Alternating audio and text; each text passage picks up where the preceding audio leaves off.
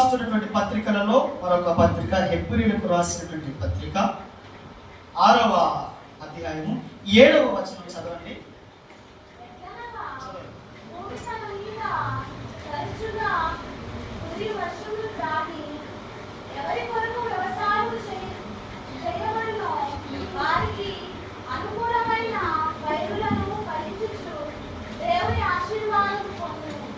దేవునికి స్తోత్రం. హల్లెలూయా హల్లెలూయా హల్లెలూయా హల్లెలూయా. చదవబడినటువంటి ఈ వచన భాగం కొరకు చిన్న ప్రార్థన చేసుకొని వాక్యంలోకి వెళ్దాం.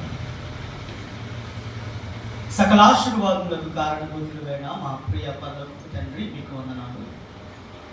మరి వాక్యానికి మేము వచ్చాము ప్రభువా, మీ సహాయమును మేము కోరుతున్నాం.